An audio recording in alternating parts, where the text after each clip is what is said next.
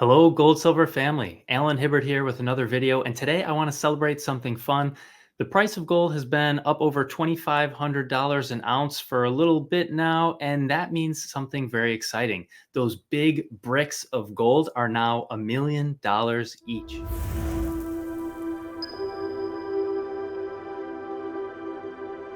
Yes, $1 million for a brick of gold. And there's an article on Zero Hedge celebrating that. $1 million gold bars for the first time ever. For the first time ever, a 400-ounce bar of gold is worth $1 million. So yes, 400 ounces times $2,500 per ounce, that's $1 million. No wonder so many central banks and investors are piling up the yellow metal. So we're going to talk about central banks in just a minute. But first of all, I have to address something. This gold bar in the picture here, no, way too small. This is not a 400-ounce bar. This is clearly AI generated. It's something kilograms. It's not even spelled right. Anyways, this is a 400-ounce gold bar, okay? And it weighs about 12.4 kilograms, but the weights actually do vary because they're not one specific size and weight. There's actually a range that are allowable, but they're about 400 ounces. And you can see they're nice, bright, shiny yellow. They're big. You need two hands to hold it. They're hefty. And the specifications actually look like this. So if you're wondering, how pure are these bars? Well, 99.5% pure.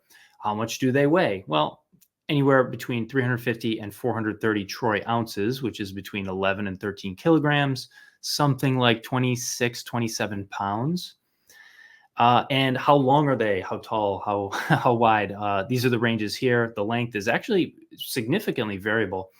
8 to 11 inches, 2 to 3 inches wide, and roughly 1 or 2 inches tall. So those are the specifications. It's actually a pretty big range, but that's what they are. And on average, they're $1 million a piece. And so that means something exciting. That means that when you're sitting around watching your favorite gold heist movies, right? When all the gold bricks, when they're all piled up in the safe and you eyeball them and you wonder, man, I wonder how much that's worth. Now it's very easy for you to calculate it because each bar is $1 million. So if you see 20 bars, that's $20 million and so on. And some of you gold heist movie fans might actually recognize this image. This is from The Italian Job. That movie came out in 2003. I know some of you are going to, say something in the comments. Anyways, so yeah, this is from The Italian Job, came out in 2003. And the movie's about a gold heist, and they basically stole 208 gold bars. Now, they're not all pictured here. This is just some of them, but there's 208 of them. And at the time, they do the math. 208 bars, how much is that worth? And it's $27 million back in 2003. And by the way, they drive away with all these gold bars in 3 Mini Coopers, which is hilarious because if you're going to take 208 gold bars split into these 3, the gold is going to weigh almost a ton in each car. So it's like, 80, 85% of a ton in each car. There's no way they'd be able to drive down these stairs. I mean, it's not realistic, but that's okay. So anyways, those bars that they got, 208 of them back in April of 2003 were worth $27 million. And that's about $130,000 per bar. And the price of gold back then was just shy of $325 per ounce. So now we're up over $2,500 per ounce. Each bar, as we've mentioned, is $1 million each. And if you've got 208 bars at $1 million each, you've got $208 million. So if the thieves in that movie held the gold for 21 years, they would have had a nice return, an annual return of over 10% per year just from holding that gold. But you don't have to steal the gold to get this return, and you don't have to have 400-ounce bars to get this return. Even if you had smaller pieces of gold, 1-ounce bars, 1-ounce coins, you also got a 10% annual return. Right? That's pretty good for 21 years, 10% a year for 21 years. You probably had a lot less risk than some other investments. So that's pretty good.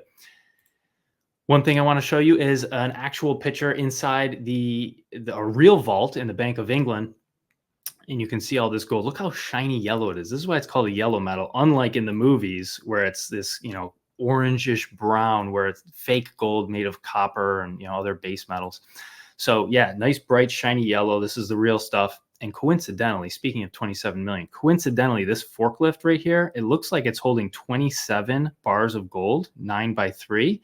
And at $1 million a piece, this is actually carrying $27 million right here. So obviously it's not 208 gold bars, it's only 27, but it's the same amount of money as in the Italian job. So that's an interesting coincidence.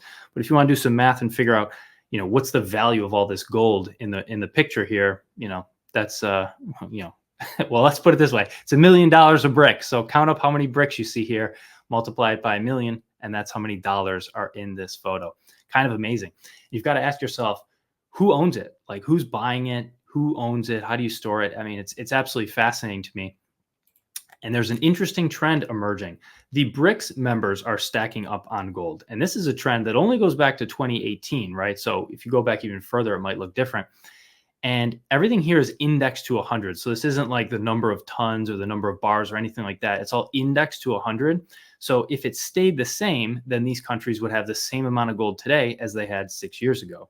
But it doesn't stay the same. It goes up. So all these countries here have double, or in some cases triple, in the case of Brazil, 3 times the amount of gold that they had 6 years ago.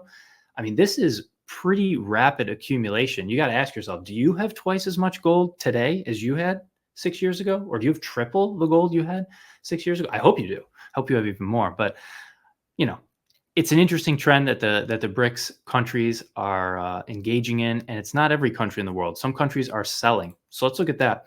Here are the top 10 buyers and sellers of gold in the official sector from the end of 1999 to the end of 2021. So this data is a few years old. We don't have the last 2.5 years of data here, but it covers such a long time period, 22 years, that we can see the trend that emerges.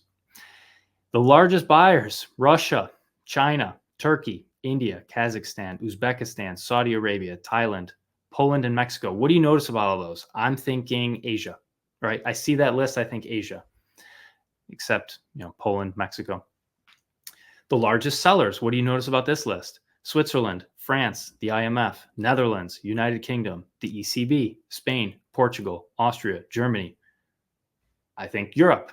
Right. So I think that the largest sellers over the last, 22 years, largest sellers, Europe, largest buyers, Asia.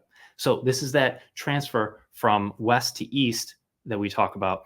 And remember the golden rule. He who has the gold makes the rules. Okay. So if Asia is accumulating all the gold, Asia is going to be making the rules. So that's true of the BRICS nations. That's true of whichever nations have the gold. And by the way, if you and your family have the gold, you get to make the rules. So I would encourage you to do that. Last chart I want to show here is foreign central banks transitioning towards gold. This is a chart from Tavi Casa. I always love his charts. And we can see 2 things happening at once, 2 major trends.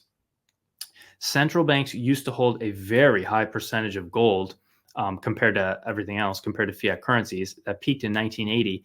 It dropped until the early 2000s, and now central banks are accumulating gold again. This is, the whole world on average. We're not just talking about East and West anymore. We're talking about the whole world.